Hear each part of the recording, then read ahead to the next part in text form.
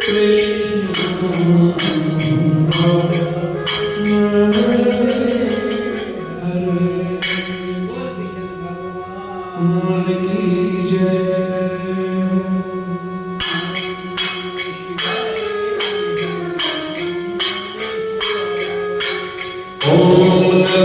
Hare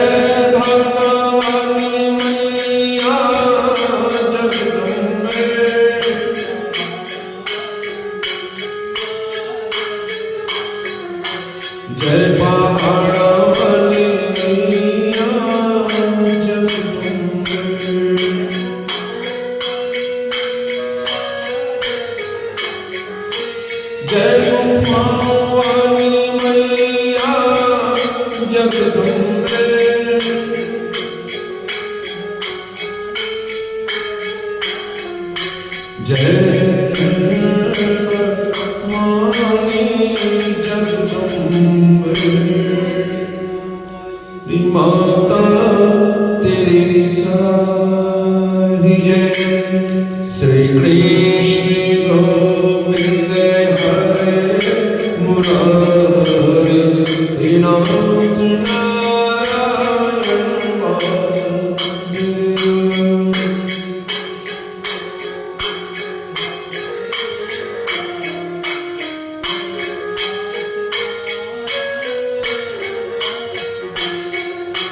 Radha Krishna Govind हरे मुरारी हे नाथ नारायण वासुदेव।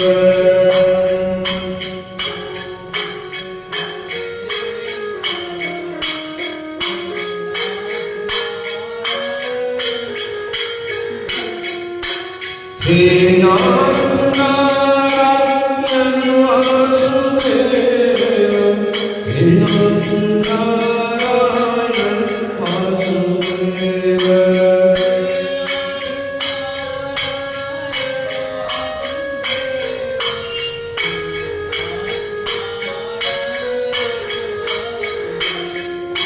श्री कृष्ण गोविंद हरे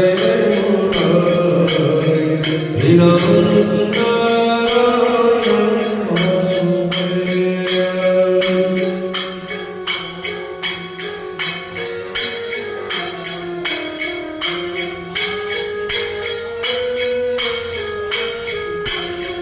बल वृंदावन बिहारी लाल की जय। गजानन गणाति सेवितं कपीत जम्बो फलचारुभक्षणं उमासुतं विनाशकारकं नमामि विघ्नेश्वर पादपङ्कजं नमामि। बोलो श्री गणेश जी महाराज की जय। श्री वृंदावन बिहारी लाल की जय।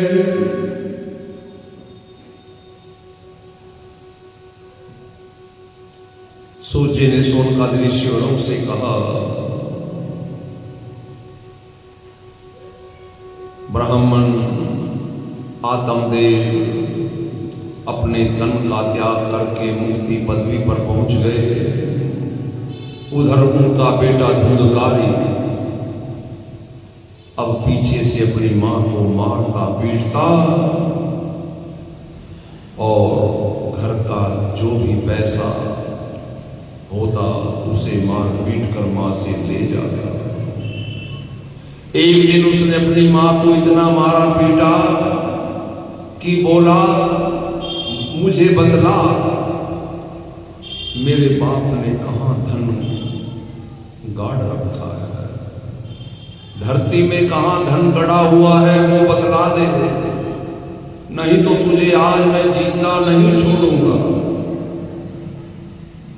अब धुंधकारी की मां अपनी जान बचाते हुए बोली कि कल सुबह तुम्हें मैं बतला दूंगी।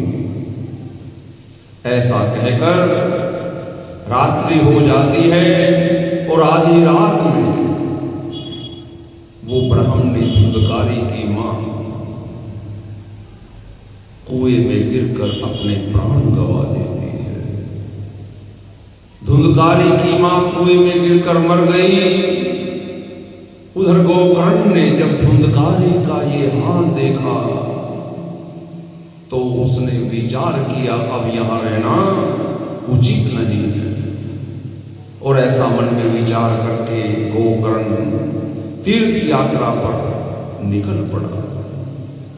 गोकर्ण ऐसा ज्ञानी महात्मा हुआ कि दुख सुख शत्रु मित्र सबको एक साथ समझकर दिन रात हरि भजन और सिमरन में अपना समय का आनंद लेता। अब गोकर्ण के जाने के उपरांत धुंधकारी अकेला ही घर में रहकर चोरी ठगी वेश्यागमन आदि कुकर्म कर रहा है। और एक दिन धुंधकारी ने कहीं चोरी करके इतना धन और गहने चुरा लिए और उनको लेकर अपनी वेश्या को जाकर दे देता है। रात्रि में वहीं सो जाता है। जब रात को धुंधकारी गहरी अचेत नींद में सोया हुआ था, उस समय उस वेश्या के घर वालों ने आपस में सम्मति की, ये तो अब चोरी ठगी करके दूसरे का धन लेकर आता है, और जिस दिन ये पकड़ा जाएगा तो उसके साथ हम लोगों को भी दंड भोगना पड़ेगा, क्यों ना इसे मार दिया जाए। इससे उत्तम यही है कि इसे मारकर हम निश्चिंत हो जाएं। और उन्होंने आपस में विचार करके धुंधकारी को रात को फांसी लगाकर घर में लटका दिया, किंतु फांसी लगाने से धुंधकारी के प्राण नहीं निकले। फिर जल्दी जल्दी लकड़ियों से उसका मुंह जलाकर अंत में मार ही डाला, और फिर घर में ही, घर के भीतर ही गड्ढा खोदकर उस गड्ढे में उसे दबा दिया। जब उस वेश्या के पड़ोसियों ने एक दिन पूछा कि धुंधकारी जो तुम्हारे घर आया जाया करता था, आजकल दिखाई क्यों नहीं दे रहा, तो उस वेश्या ने कहा अब वो कहीं बाहर रोजगार करने के वास्ते गया हुआ है।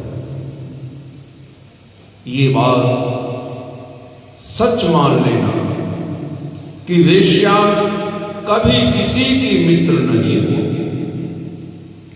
वो पहले धन लेती है और फिर बाद में व्यक्ति के प्राण लेने में भी देर नहीं लगाती। ऊपर से जिह्वा अमृत रूपी और हृदय में विष भरा रहता है। वेश्या द्रव्य लेने के वास्ते झूठी प्रीति करती है। धुंधकारी इस तरह जब मरकर प्रेत योनि में आया तो गर्मी, सर्दी, भूख, प्यास उसको सताने लगे।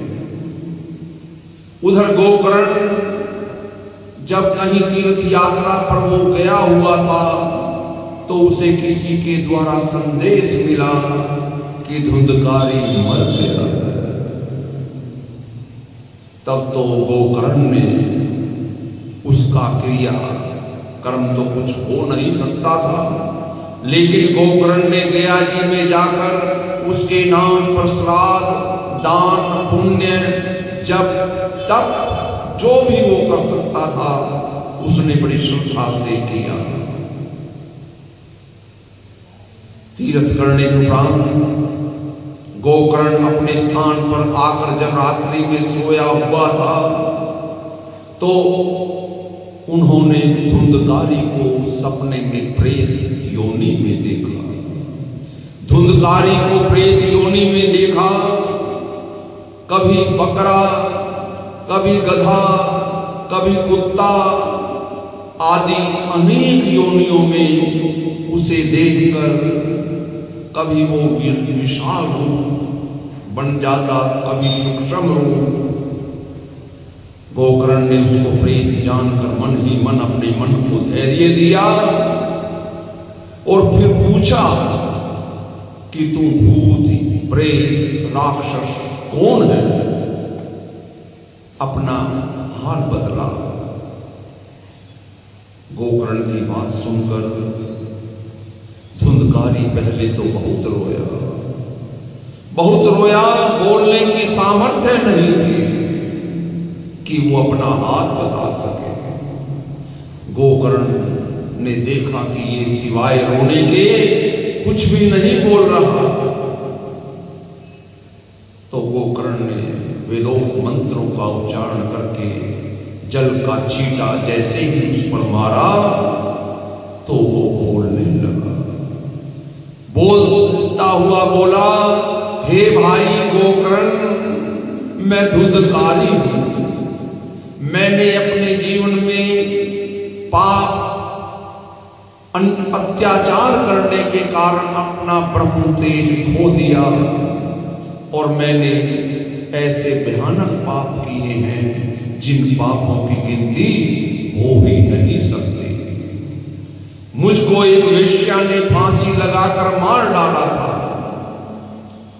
इसलिए मुझे कोई दाना पानी देने वाला नहीं रहा।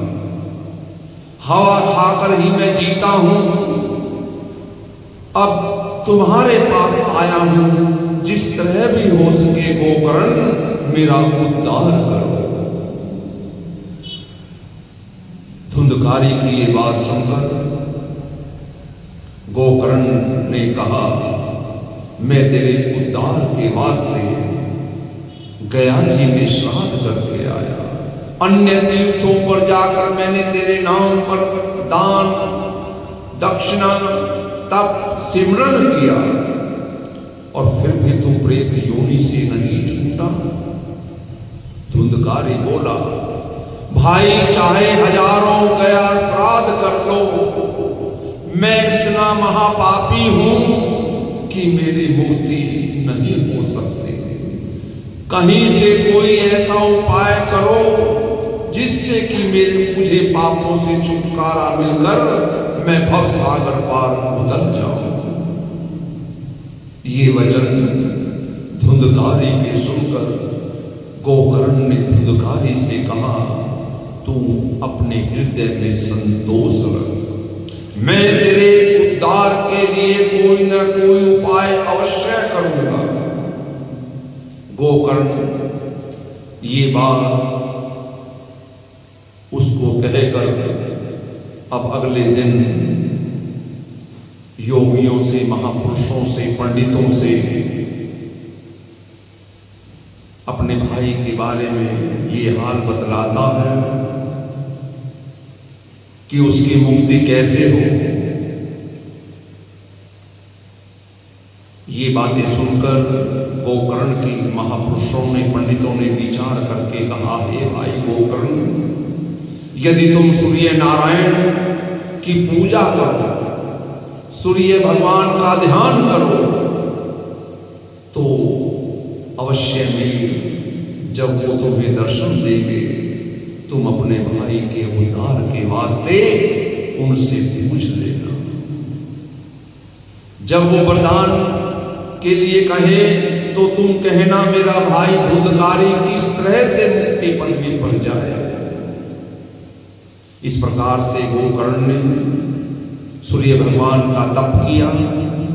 मंत्र के प्रताप से गोकर्ण को भगवान सूर्य नारायण ने दर्शन दिए और दर्शन देकर कहा कि तुम अपने भाई के उद्धार के लिए, उसके कल्याण के लिए श्रीमद् भागवत कथा उसे सुनाओ, तब जाकर उसकी मुक्ति हो सकती है। ये बात सुनकर गोकर्ण बड़ा प्रसन्न हुआ। पंडित, योगियों और महापुरुषों को बुलाकर गोकर्ण ने सप्ताह यज्ञ श्रीमद् भागवत यज्ञ करना आरंभ किया।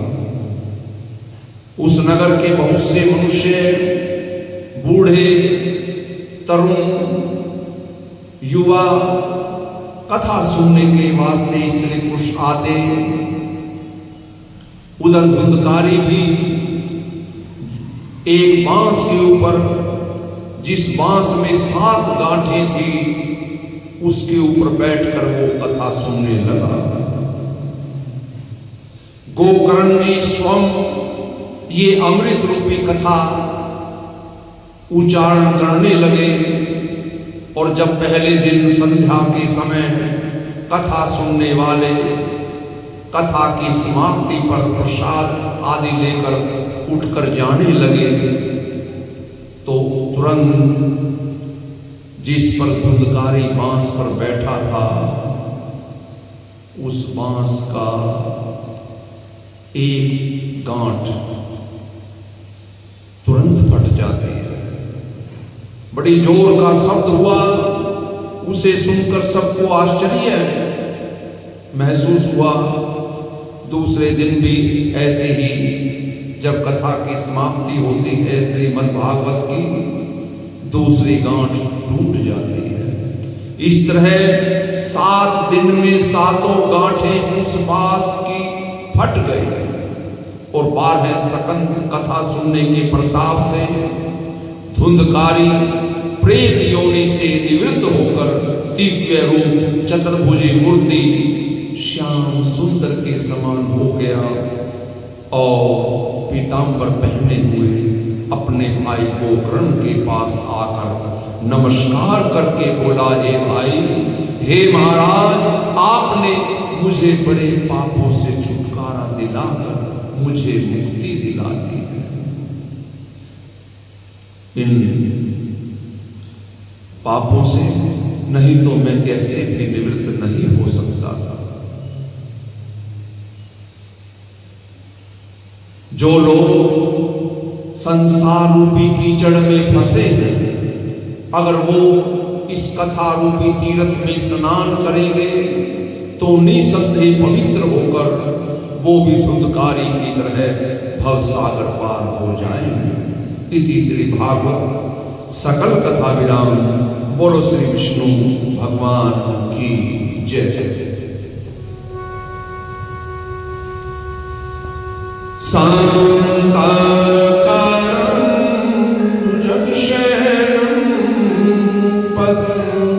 नाभं सुरेशं विश्वधारं गगनसदृशं मेघवर्णं शुभंगं श्रीलक्ष्मीकान्तं कमलनयनं योगिभिर्ध्यानगम्यं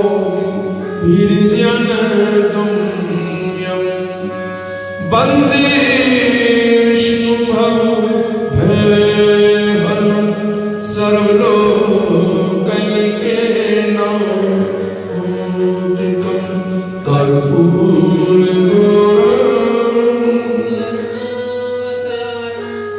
संसार सारं भुजगेन्द्रहारं सदा वसन्तं भवं भवानी सहितं नमामि भवं।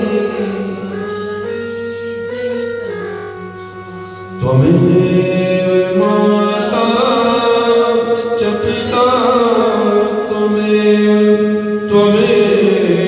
बन्धु च सखा त्वमेव विद्या त्वमेव सर्वं मम देव त्वमेव सर्वं मम देव। सर्वे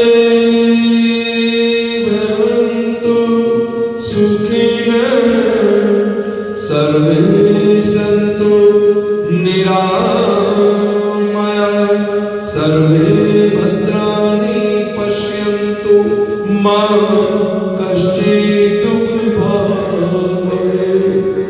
धर्म की जय हो धर्म का, प्राणियों में विश्व का गौ हत्या सनातन धर्म की जय।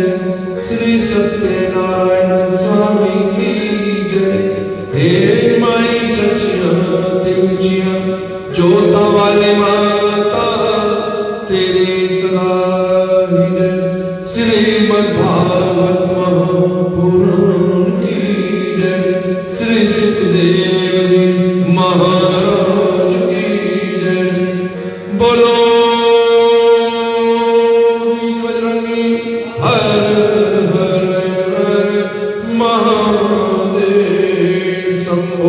श्री शंकर भगवान की जय।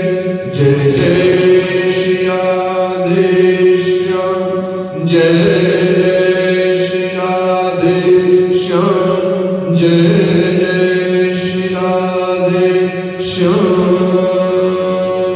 ओम त्र्यंबकं यजामहे सुगंधिं पुष्टिवर्धनम्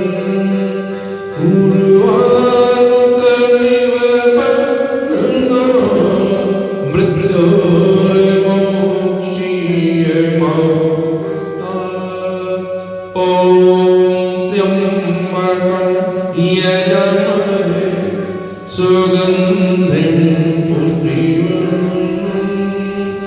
उर्वारुकमिव